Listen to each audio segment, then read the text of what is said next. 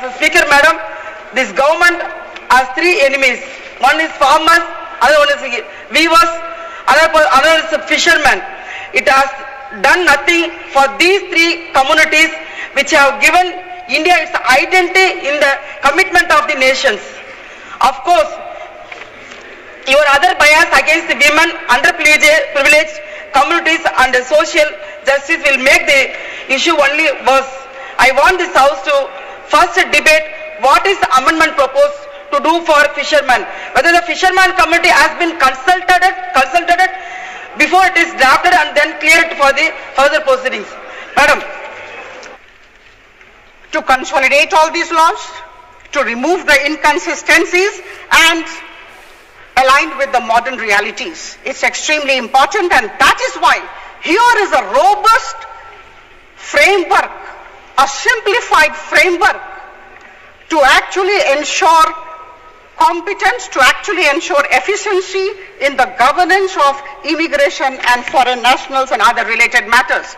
Adhyaksh Mahoday, the Immigration and Foreigners Act Bill 2025 का उद्देश्य एक सरल, समग्र और स्पष्ट कानून बनाना है जो यह निर्धारित करे कि कौन हमारे देश में प्रवेश कर सकता है, कौन रह सकता है और कौन किस परिस्थिति में इस देश को छोड़कर जा सकता है। यह बहुत जरूरी है।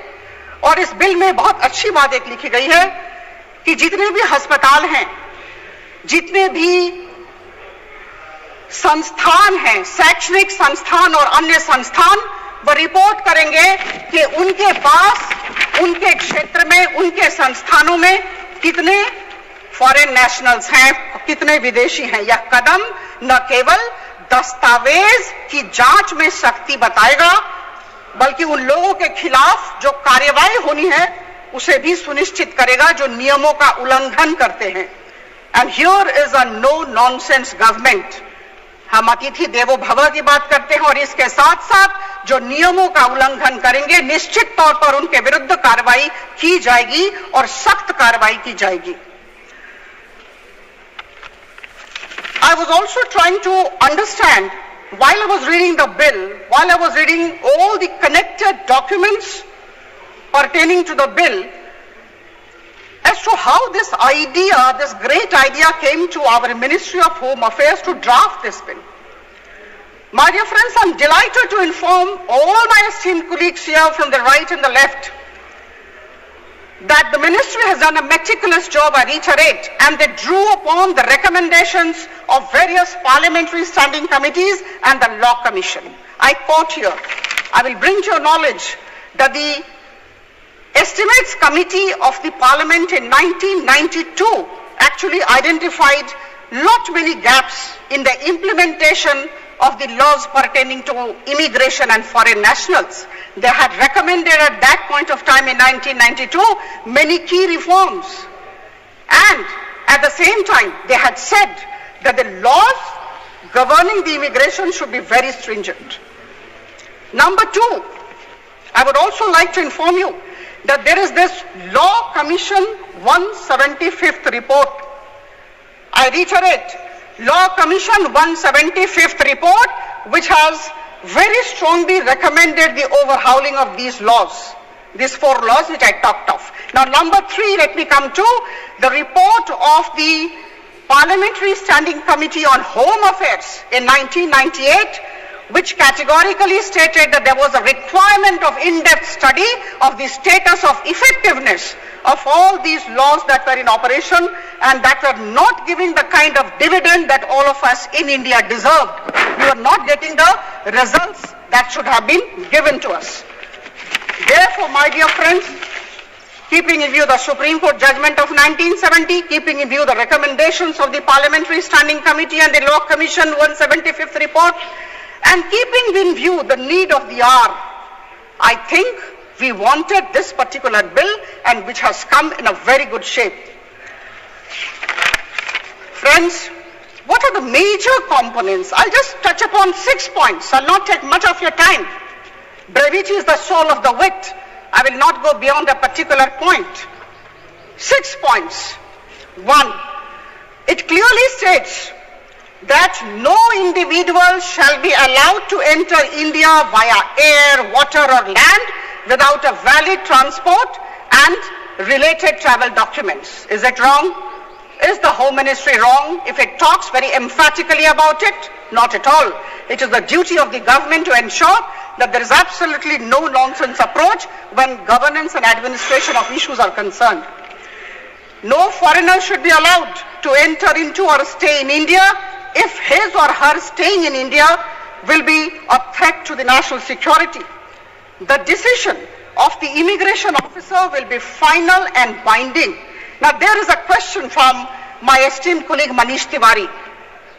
My dear friends, there is absolutely no financial implication of all the suggestions given by the Ministry of Home Affairs. There is a Bureau of Immigration. The Bureau of Immigration is being strengthened. We are trying to bring in more transparency in the administration. We are trying to ensure that they become more effective. So there is absolutely no recurring or non-recurring expenditure charged to the Consolidated Fund of India. So this particular thing in the minds of all of us, that any bill coming would necessarily entail some kind of expenditure, is far from the truth, and we must remember this. A very important part of the bill is, the bill places onus on individuals to prove his or her legal status in India. And of course, last but not the least, the bill proposes much needed stricter penalties for violation of the laws. Now, before I conclude, let me tell you that there are countries who have actually gone ahead and have gone for very stringent laws. The countries are United States, Hong Kong, Singapore, Australia, and the Gulf cooperation countries. When such countries have done, and they have actually showed to the people that they have a no-nonsense approach and things are improving, I think we also need to get into that. And I must tell you, the figure I procured from the Ministry of Home Affairs, April 1, 23 to March 31, 2024, 98,40,000 foreign nationals have come. But at the same time, when I drilled down, I found 3,93,341 of those actually overstayed the period of permission. So this is the kind of situation that we are in. Extremely important. Thank you so much, sir. Just 30 seconds. Extremely important to come forward and wholeheartedly support this bill. I can only say that, we have always room for improvement. Good, better, best. Never. I was also going through some of the arrests that have been made, some of the nabbing that has been done by the Railway Protection Force and our security forces. I mean, these are authentic data, you can cross-check. January 24 to January 25, 2,601 Bangladeshi immigrants coming through the Indo-Bangladesh border. I'm just giving you some examples, some figures, have been nabbed by the security forces. One. Number two, the Railway Protection Force. They have a major role to play in this regard. In 2021, a part of 2021, they had nabbed, they had arrested 586 Bangladeshi nationals who were trying to get into India through the Indo-Bangladesh border, and 318 Rohingyas. We are concerned about this, and that is why this bill, and we are concerned about the whole thing, and that is why we have gone by the Supreme Court judgment of 1970.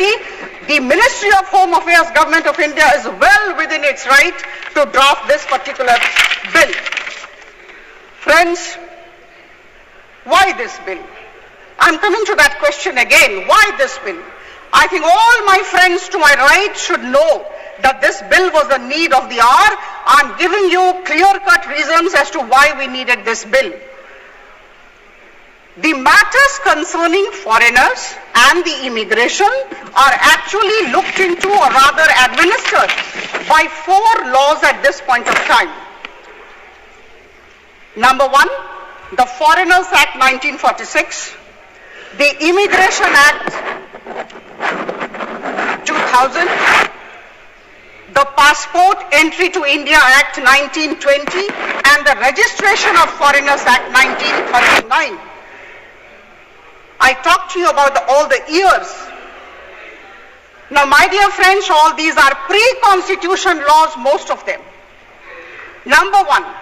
Number two, if you go to the statement of object and reasons of this particular bill, which I will make a humble appeal to each one of you to go through, the reasons have been given very candidly, very clearly, very cogently. I will implore you to read that. There are 4 acts, as I said, pre-constitution acts, I will say. But at the same time, I must say that there are many overlapping provisions, number one, and they were drafted during extraordinary times, during the First and the Second World War. So I think this is extremely important to have the 4 acts revisited. And that is why we always needed this particular bill. The time has come for a comprehensive and unified legislation. I represent a core stage of a famed historically significant Coromandel coast of the Great Cholas. My Mailadure Parliament constituency alone has a 50-kilometer of core coast, which once used to be among the top fishing destination.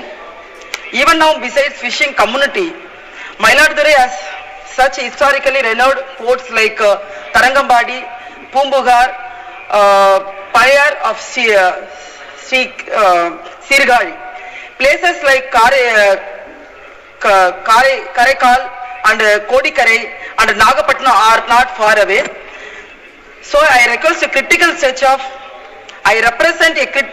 of our coast, which has been neglected for long and for which this government does not have any plan to develop.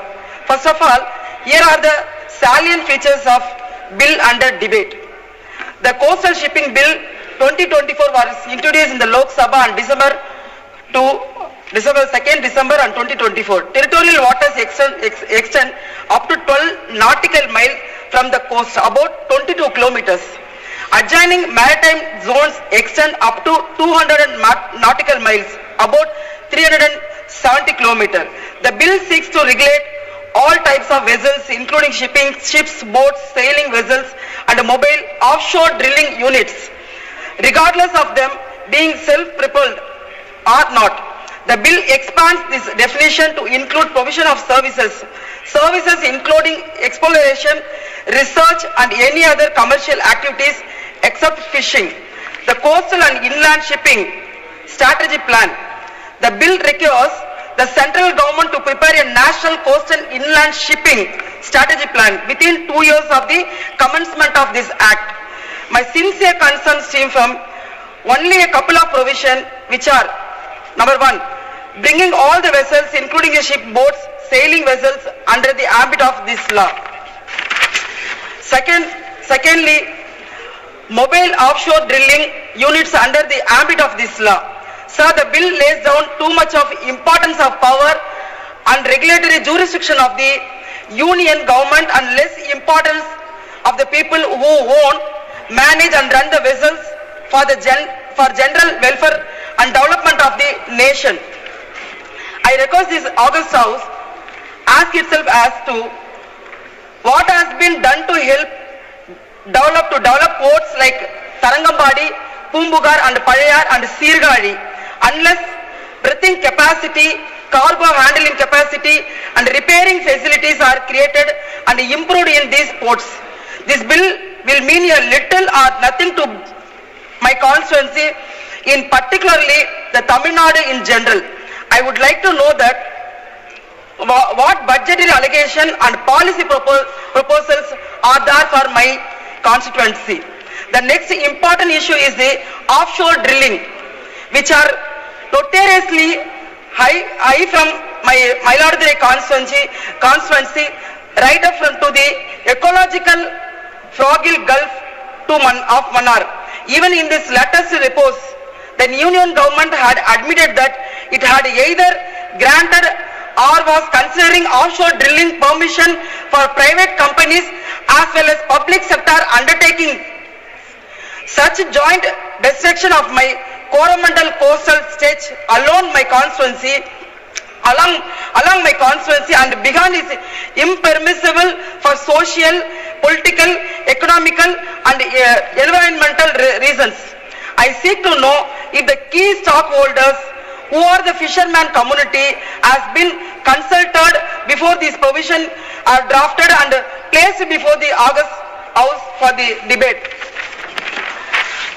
Speaker Madam, this government has three enemies. One is farmers, other one is weavers, other is fishermen. It has done nothing for these three communities which have given India its identity in the commitment of the nations. Of course, your other bias against the women, underprivileged communities and social justice will make the issue only worse. I want this House to first debate what is the amendment proposed to do for fishermen. Whether the fisherman community has been consulted before it is drafted and then cleared for the further proceedings. Madam. To consolidate all these laws, to remove the inconsistencies and aligned with the modern realities. It's extremely important, and that is why here is a robust framework, a simplified framework to actually ensure competence, to actually ensure efficiency in the governance of immigration and foreign nationals and other related matters.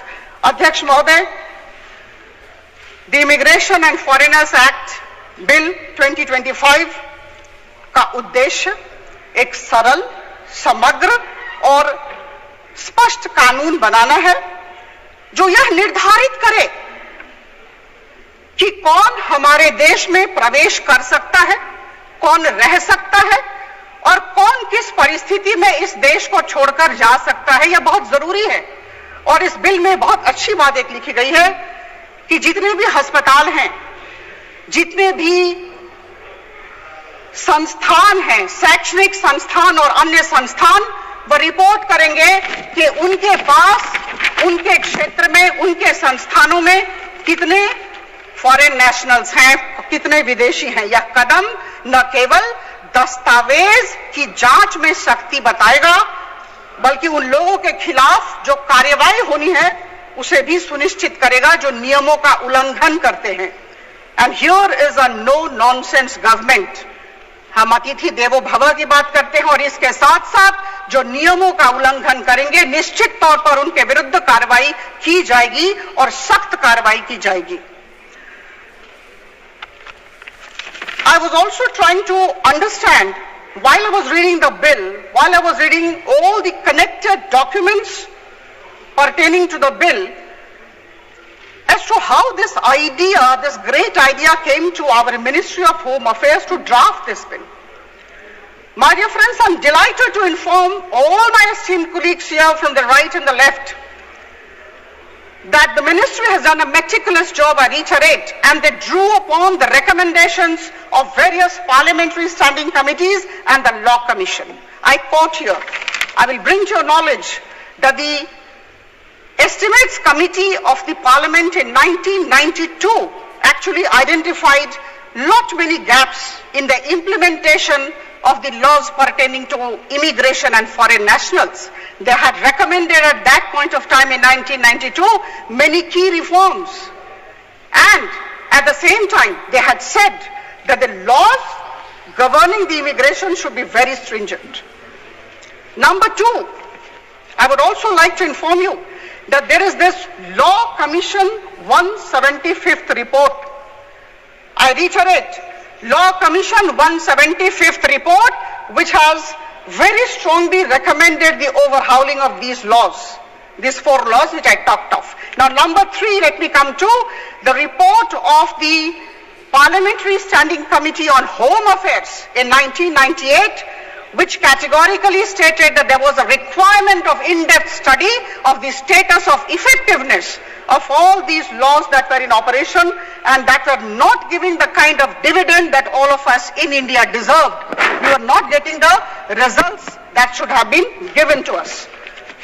Therefore, my dear friends, keeping in view the Supreme Court judgment of 1970, keeping in view the recommendations of the Parliamentary Standing Committee and the Law Commission 175th report, And keeping in view the need of the hour, I think we wanted this particular bill and which has come in a very good shape. Friends, what are the major components? I'll just touch upon 6 points. I'll not take much of your time. Brevity is the soul of the wit. I will not go beyond a particular point. 6 points. 1, it clearly states that no individual shall be allowed to enter India via air, water or land without a valid transport and related travel documents. Is it wrong? Is the Home Ministry wrong if it talks very emphatically about it? Not at all. It is the duty of the government to ensure that there is absolutely no nonsense approach when governance and administration of issues are concerned. No foreigner should be allowed to enter into or stay in India if his or her staying in India will be a threat to the national security. The decision of the immigration officer will be final and binding. Now there is a question from my esteemed colleague Manish Tiwari. My dear friends, there is absolutely no financial implication of all the suggestions given by the Ministry of Home Affairs. There is a Bureau of Immigration. The Bureau of Immigration is being strengthened. We are trying to bring in more transparency in the administration. We are trying to ensure that they become more effective. So there is absolutely no recurring or non-recurring expenditure charged to the Consolidated Fund of India. So this particular thing in the minds of all of us, that any bill coming would necessarily entail some kind of expenditure, is far from the truth, and we must remember this. A very important part of the bill is, the bill places onus on individuals to prove his or her legal status in India. And of course, last but not the least, the bill proposes much needed stricter penalties for violation of the laws. Now, before I conclude, let me tell you that there are countries who have actually gone ahead and have gone for very stringent laws. The countries are United States, Hong Kong, Singapore, Australia, and the Gulf cooperation countries. When such countries have done, and they have actually showed to the people that they have a no-nonsense approach and things are improving, I think we also need to get into that. And I must tell you, the figure I procured from the Ministry of Home Affairs, April 1, 23 to March 31, 2024, 98,40,000 foreign nationals have come. But at the same time, when I drilled down, I found 3,93,341 of those actually overstayed the period of permission. So this is the kind of situation that we are in. Extremely important. Thank you so much, sir. Just 30 seconds. Extremely important to come forward and wholeheartedly support this bill. I can only say that, we have always room for improvement. Good, better, best. Never a bill of immense significance which has been brought to the Lok Sabha by the Ministry of Home Affairs. To draft this bill is the need of the hour, and I commend the efforts of the Home Ministry for this remarkable endeavor. They have done a meticulous job, and all of us need to appreciate that. My dear friends, we are aware of Taittiriya Upanishad, Atithi Devo Bhava. Taittiriya उपनिषद का यह वाक्य हमारे देश की परंपरा, हमारे देश की संस्कृति को दर्शाता है। हम अतिथियों को सम्मान देते हैं, हम अतिथियों की पूजा करते हैं और आतिथ्य के लिए हमारा देश जाना जाता है। लेकिन निश्चित तौर पर बहुत विनम्रता के साथ लेकिन आत्मविश्वास के साथ कहना चाहूंगी कि एक तरफ हम अपने प्राचीन परंपरा को लेकर गर्वित हैं और अतिथियों का सम्मान करते हैं, लेकिन दूसरी तरफ हमें अपनी सीमाओं और राष्ट्रीय हितों की सुरक्षा भी करनी पड़ती है और करनी चाहिए। हमें यह सुनिश्चित करना होता है कि केवल वे लोग वैध तरीके से हमारे देश में आए जिनके आगमन से, जिनके रहने से हमारे देश के संसाधन और हमारे देश की सुरक्षा पर कोई नकारात्मक प्रभाव न पड़े। I was listening to my esteemed colleague Manish Tiwari ji. He was actually questioning the need for this particular bill, one, and number two, he talked about the need for balancing. Now, what's the need of drafting this bill?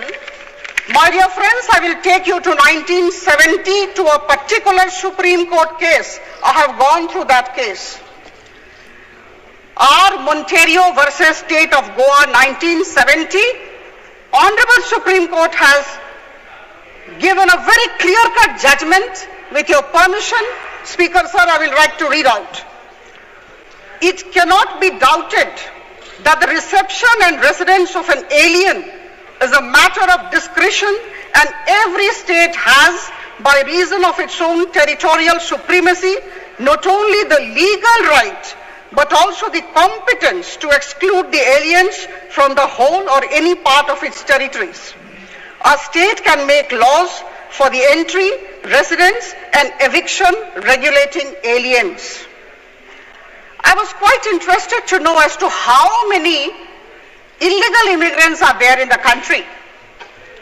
I went to one of the replies given by the then Minister of State for Home, Shri Kiran Rijiju, long back in 2016. He has given a reply to an honorable member of parliament, and he said, at that point of time there were 2 crore Bangladeshi immigrants. This is completely on record. In my Mayiladuthurai constituency in Tamil Nadu, there are 14 districts or coastal districts. 1076 kilometers of coastal line. கடல் பகுதிகள், அந்த கடல் பகுதிகளில் 608 மேற்பட்ட மீனவ கிராமங்கள் அமைந்துள்ளது. இதில் மயிலாடுதுறை மாவட்டத்தில் சீர்காழி, பூம்புகார் என்ற 2 சட்டமன்ற தொகுதியில் மட்டுமே 46,636 மீனவ குடும்பங்கள் இருக்கின்றது. அதில் குறைந்தபட்சமாக 15,000க்கு மேற்பட்ட மீனவர்கள் தன் வாழ்வாதாரமாக மீன்பிடி தொழிலை மட்டுமே செய்து கொண்டிருக்கின்றார்கள். இன்றைக்கு மீன்பிடி தொழிலை மட்டும் நேர்மையாக செய்து கொண்டிருக்கின்றார்கள். மீனவ மக்களின் நிலைமை என்னவாக இருக்கின்றது என்றால், கடல் பகுதிக்கு சென்று மீன் பிடிக்கும் பொழுது இலங்கை கடற்படையால் மிகவும் மோசமாக துன்புறுத்தப்படுகின்றார்கள். அவர்கள் படகுகள் பிடிக்கப்படுகிறது, அவர்களை அரசு செய்கிறார்கள். சட்டத்துக்கு புறம்பான செயல்கள் எல்லாம் இலங்கை கடற்படையினர் இந்திய மீனவர்களுக்கு எதிராக நடந்து கொண்டிருக்கிறார்கள். இந்திய அரசாங்கமும் தமிழகத்தில் இருக்கின்ற மீனவர்கள் பாதிக்கின்றார்கள் என்ற எண்ணத்தோடு பார்க்காமல், அவர்கள் இந்திய மீனவர்களாக பார்க்காமல் தமிழக மீனவர்கள் என்று பார்த்து அவர்களுக்கு எந்த ஒரு உதவியும் செய்ய மறுக்கிறார்கள். இது ஒரு மிக மோசமான உதாரணம். ஏனென்றால் ஏற்கனவே இந்த அவையில், மாண்புமிகு அவையில், நான் போன மாதத்தில் ஒரு கேள்வி எழுப்பியிருந்தேன். அந்த கேள்வி கிடைத்த பதில் என்னவென்றால், இந்தியாவில் கடற்பகுதியை சுத்தி இருக்கின்ற தேசங்களில் இந்திய மீனவர்கள் எங்கெல்லாம் பிடிக்கப்பட்டிருக்கார்கள் என்று கேள்வி கேட்டதற்கு, பங்களாதேஷ் மற்றும் பாகிஸ்தான், துபாய், ஸ்ரீலங்கா போன்ற தேசங்கள் எல்லாம் இந்திய மீனவர்கள் சிறைப்பிடிக்கப்பட்டு, அவர்கள் படகுகள் சிறைப்பிடிக்கப்பட்டு, அவர்கள் வாழ்வாதாரம் மிக மோசமாக இன்றைக்கு சென்று கொண்டிருக்கின்ற சூழல் இருக்கின்றது. இந்திய அரசாங்கத்தின் கடமை மீனவர்கள் காப்பாற்ற வேண்டும். இன்றைக்கு போர்ட் என்ற ஷிப்பிங் பில் எல்லாம் நாம் இன்றைக்கு இந்த மசோதாக்கள் எல்லாம் இன்று நம் அவையில் அறிமுகம் செய்கின்றோம். ஆனால் பிஷர்மேன் இல்லை என்றால், மீனவ மக்கள் இல்லை என்றால், கடல் பகுதி என்ற ஒன்று இருப்பதற்கான அர்த்தமே இல்லாமல் போகும். கடல் பகுதி என்ற அர்த்தமே இல்லை என்றால் அங்க இருக்கின்ற வணிகம் நடக்காது, அங்க போர்ட் இருக்காது, போர்ட் ட்ரக்ஸ் இருக்காது, எதுவுமே இருக்காது. இப்படிப்பட்ட ஒரு சூழலில் மீனவர்களை பற்றி எந்த ஒரு கவலையும் அரசாங்கம், மத்திய அரசாங்கம் கண்டு கொள்ளாமல் இருந்தால் வருங்காலத்தில் மீனவ சமுதாயமே அழிந்து போகின்ற ஒரு சூழல் ஏற்படும். இந்தியாவில் 3 கோடிக்கு மேலாக மீனவ மக்கள் தொகை இருக்கின்றது. அதற்கு 20 லட்சத்திற்கு மேற்பட்ட மக்கள் மீன்பிடி தொழிலே செய்து கொண்டிருக்கின்றார்கள். நாம் இந்த goods and carriage, port and shipping bill போன்ற பல்வேறு மசோதாக்களை இந்த நாடாளுமன்றத்தில் நிறைவேற்றுவதற்காக கொண்டு வருகின்றோம். ஆனால் மீனவ மக்களின் வாழ்வாதாரத்தையும் அவர்கள் உயிரை காப்பாற்றுவதற்காக நம்ம சிறு தொழிலை கூட சிறு துரும்பை கூட மத்திய அரசாங்கம் எடுத்து வைக்கவில்லை என்பதுதான் மிக மோசமான சூழ்நிலை. இன்றைக்கு பார்த்தால் நம்ம டோல்கேட்டில் அதிகமான வரியை கொடுத்து டோல்கேட் என்ட்ரி ஃபீ கொடுத்து இன்றைக்கு மக்கள் ஒரு இடத்திலிருந்து இன்னொரு இடத்துக்கு செல்ல வேண்டிய சூழல். இன்றைக்கு தமிழகத்தில் 75 ரூபாய் இருந்த டோல்கேட் ஃபீ வந்து இன்றைக்கு வந்து 150 ரூபாய் உயர்த்தி மிக மோசமான ஒரு சூழலுக்கு இன்றைக்கு இந்தியா தள்ளப்பட்டிருக்கிறது. காலையில் எழுகின்ற ஒரு இந்தியன் இரவு தூங்கும் வரை இந்த தேசத்துக்கு வரி வரி வரி என்று கட்டிக்கொண்டு தன் வாழ்வாதாரத்தை ஒட்டுமொத்தமாக இந்த மத்திய அரசாங்கம் எழுத்துக் கொண்டிருக்கிறார். அது ஒரு சாதாரண எளிய மக்களின் வயிற்றை கிழித்து அவர்களுடைய ஒட்டுமொத்த வருமானத்தையும் அவருடைய பொருளாதாரத்தையும் எடுத்து அவர் ஏழ்மை நிலைக்கு தள்ளுகின்ற ஒரு தேசமாக இன்றைக்கு இந்தியா சென்று கொண்டிருக்கிறது. குறிப்பாக ஏடிஎம் இனங்களுக்கு சென்று நம் ஏடிஎம்மில் பணம் எடுத்தால் ஒரு முறை 2 முறை எடுத்தால் ஃப்ரீயாக எடுக்கலாம். ஆனால் 5 முறை எடுத்தால் 23 ரூபாய் எடுப்பார்கள், ஃபைன் எடுப்பார்கள் என்றால் அதுக்கு பெனால்டி போடுவார்கள் என்றால் 23 ரூபாய் என்பது ஒரு சக மனிதன், ஒரு சாதாரண எளிய மனிதனின் ஒரு நாள் உணவுக்கான பணம் என்பது 23 ரூபாய். அதை நீங்கள் வரியாகவும் ஃபைனாகவும் பிடித்துக் கொள்வதாக சொல்லி ஒட்டுமொத்த இந்திய மக்களின் பேக்கெட்ல இந்திய மக்களின் பேக்கெட்டில் இருக்கின்ற பணத்தை ஒட்டுமொத்தமாக சூறையாடி கொண்டு கொள்ளையடித்துக் கொண்டு இருக்கின்ற தேசமாக இன்றைக்கு மாறி போயிருக்கிறது. அன்றைக்கு வ.உ.சி. சிதம்பரம் பிள்ளை அவர்கள் பிரிட்டிஷாரை எதிர்த்து சுதேச கப்பலை இயக்கினார். எதற்காக என்றால் பிரிட்டிஷ்காரிடம் எதிர்த்து போட இந்தியாவிற்காக ஒரு பெருமையாகவும் இந்தியன் ஒரு வணிகம் செய்ய முடியும், சுயமரியாதையாக தன்மானத்தோடும் பிரிட்டிஷ்காரரை எதிர்த்து சேவை செய்ய முடியும், பிரிட்டிஷ்காரை எதிர்த்து இந்திய தேசத்தை காப்பாற்ற வேண்டும் சுதேச கப்பலை இயக்கிறார். ஆனால் இன்றைக்கு ஒரு பிரிட்டிஷ் அரசாங்கமே இன்றைக்கு மீண்டும் இந்தியாவில் நடந்து கொண்டிருக்கின்றது. இது மிகப்பெரிய அவமானம். இது இன்றைக்கு நடந்து கொண்டிருக்கின்ற இந்த பிரிட்டிஷ் அரசாங்கத்தை எதிர்த்து ஒட்டுமொத்த மக்களும் போராடி கொண்டிருக்கின்றார்கள். வரி வரி வரி என்று தினந்தோறும் மக்கள் பேக்கெட்டை கொள்ளடிக்கின்ற இந்த அநியாயமான பிடித்த இந்த சேவையை தயவு செய்து நிறுத்துமாறும், இந்த வேலையை நிறுத்துமாறும் மக்கள் கேட்டுக் கொண்டிருக்கிறார். அதை தாண்டி இன்றைக்கு இந்த பில்லில் நிறைய பல விஷயங்கள் டிஸ்கஸ் பண்ண வேண்டிய விஷயங்கள் இருக்கின்றது. 3 கோடி மீனவ மக்களிடம் இந்த பில்லை குறித்து ஒரு கேள்வி கூட, ஒரு கருத்தை கூட நீங்கள் பெறாமல் இந்த பில்லை நிறைவேற்றுவதற்காக துடித்துக் கொண்டிருக்கிறீர்கள். இது மிகப்பெரிய அநியாயமானது. குறிப்பாக சர்டிபிகேட் இவாலுவேஷன் என்கின்ற all the Indian officers and engineers who got their competency licensing from foreign countries which are white flag nations. Madam, all the Indian officers and engineers who got their competency license from foreign countries which are white flag nations, that is England, Singapore, New Zealand, etc. As per IMO, International Maritime Organization, should be given an opportunity to work on Indian coastal ships. It has been observed that there is shortage of highly trained officers and engineers to work on ship like coastal tankers. So Indian national who have taken competency certificates from white flag nations can be employed on these vessels. Presently rules and regulations are in the places, but it has been reported that lot of difficulties are being faced by owners and authorities recruiting agency in getting the certificate of equivalence. Madam, 1 minute I complete. In Mercantile Marine Department.